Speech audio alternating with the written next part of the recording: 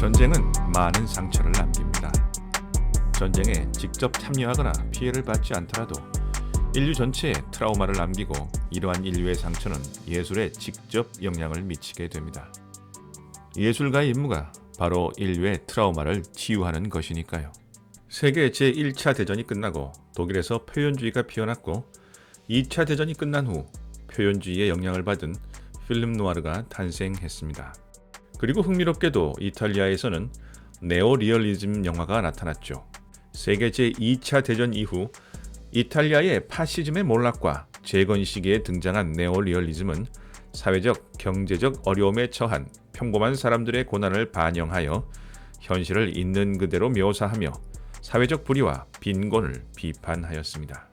이탈리아 네오리얼리즘은 1940년대에서 50년대까지 나타났으며 무솔리니의 파시스트 정권 몰락과 전후 복구 시기의 복잡한 사회를 반영합니다. 당시 이탈리아는 빈곤, 실업, 사회적 혼란에 직면해 있었고 반파시스트 감정과 마르크스주의와 같은 좌파 이데올로기에 큰 영향을 받았습니다. 마르크스주의적 예술가는 물질적 조건, 계급투쟁, 그리고 인간 삶을 형성하는 사회-경제적 체계를 중심으로 하는 마르크스주의 이론에 그 기반을 두고 있습니다. 이 관점에서 예술은 단순한 독립적 표현 형식이 아니라 역사적, 사회적 맥락의 산물로 이해되며 당시의 경제 구조와 이데올로기에 의해 큰 영향을 받습니다. 마르크스주의자들은 예술이 사회주의의 이상과 노동계급을 긍정적으로 묘사하는 사회주의 리얼리즘 원칙을 따라야 한다고 주장했습니다. 이 같은 맥락이 있었기에 이탈리아 네오리얼리즘 영화들은 민중들의 삶을 있는 그대로 보여주고자 했습니다. 때문에 파시스트 시절 영화에서 흔히 볼 수 있었던 인공적인 이야기나 상류층 중심의 이야기를 의도적으로 배제했고 평범한 사람들의 일상과 투쟁을 다루며 특히 노동계층과 소외된 계층에 초점을 맞추었습니다.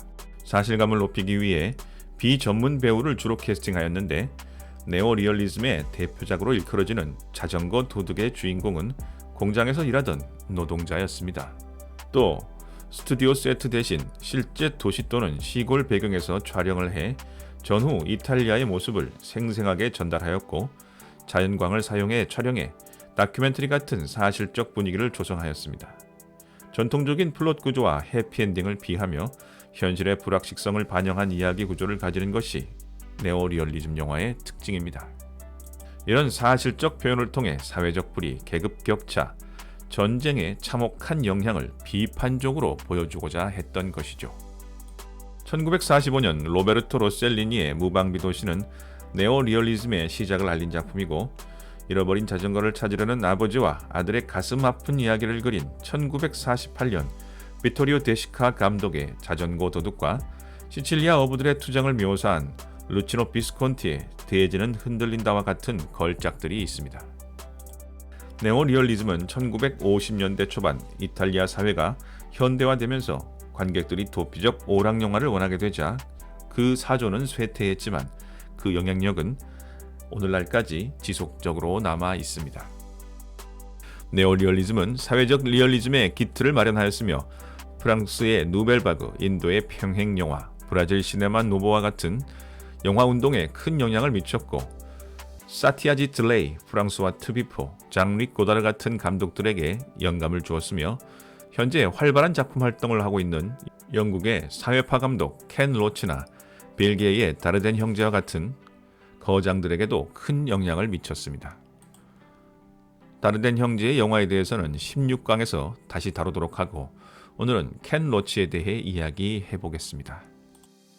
켄 로치는 2006년 아일랜드 독립전쟁과 내전을 배경으로 식민주의와 저항의 복잡성을 탐구한 역사 드라마 보리밭을 흔드는 바람과 2016년 영국 복지 시스템의 문제를 비판하며 복잡한 행정 절차를 겪는 한 남자의 비극을 다룬 이야기 나 다니엘 브레이크로 2번이나 칸 영화제에서 황금 중요상을 받은 거장입니다.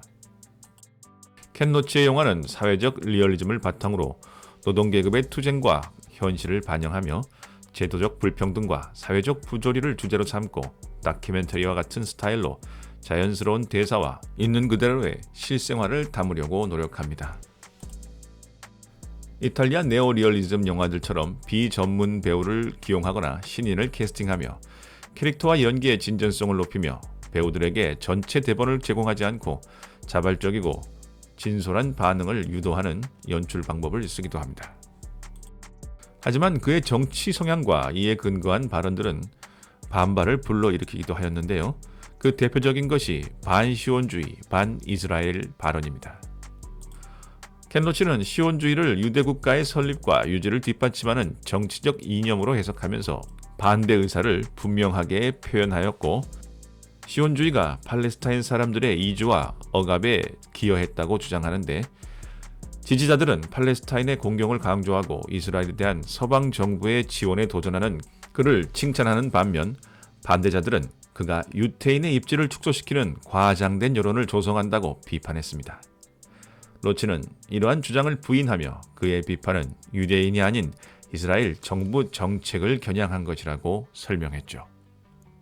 사회주의 옹호와 노동자 권리 지지를 포함한 켄 로치의 확고한 좌익 입장은 그를 진보주의자들 사이에서는 영웅으로 만들었지만 더 넓은 의미에서는 사회적 분열을 일으키는 인물로 비판받기도 하였습니다.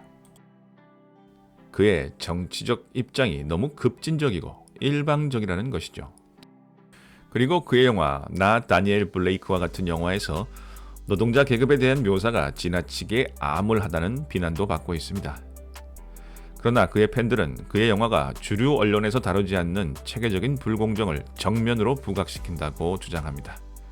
이처럼 켄 로치는 영화에서뿐 아니라 영화 밖에서도 자신의 정치적 목소리를 내기를 주저하지 않기에 여러 가지 논쟁에 휘말리곤 하는 것입니다. 켄 로치와 다르덴 형제는 각각 2번씩 황금 종려상을 수상하였습니다. 봉준호 감독님의 기생충 또한 계급의 문제를 정면으로 다루고 있죠. 이렇게 보면 칸 영화제는 사회적 리얼리즘을 정말 사랑하는 것 같습니다. 왜 그럴까요? 그것은 아마 사회적 리얼리즘이 영화가 단순한 오락이 아니라는 사실을 상기시켜주기 때문일 것입니다. 앞선 강의에서 프랑스 평론가들이 필름 누아르와 히치콕의 영화들을 단순한 엔터테인먼트 이상의 작품들이라고 평론했다고 말씀드렸습니다.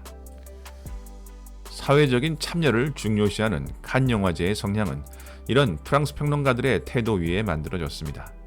바로 예술로서의 영화, 사회적 참여로서의 영화를 이야기하고 있는 것이죠. 하지만 1강에서 말씀드렸듯이 영화는 숙명적으로 산업 안에서 존재할 수밖에 없습니다. 정부에 의해 만들어지는 영화를 제외한 대부분의 영화는 큰 돈이 들어가고 프랜차이즈 극장 체인에서 배급됩니다. 아무리 훌륭한 예술 영화도 아무리 급진적인 사회적 리얼리즘 영화도 결국은 돈을 벌 목적으로 극장에서 상영됩니다. 어쩌면 이것이 영화의 본질적인 딜레마인지도 모르겠습니다. 반면에 오로지 상업적인 목적만을 가지고 기획된 영화가 단순한 오락을 넘어 어떤 경지에 이르거나 인간에 대한 근본적인 질문을 던지는 경우도 있습니다.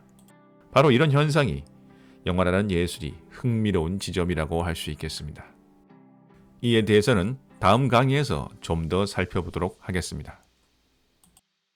이탈리아 네오리얼리즘도 독일 표현주의와 같이 전쟁의 영향을 강하게 받았습니다.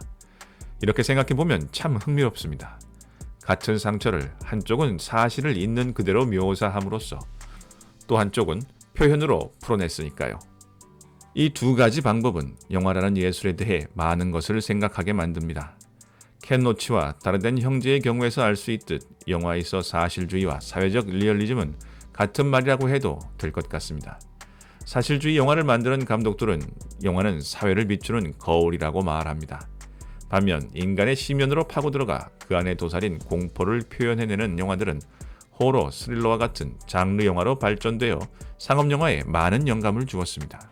오늘 수업은 여기까지입니다. 감사합니다.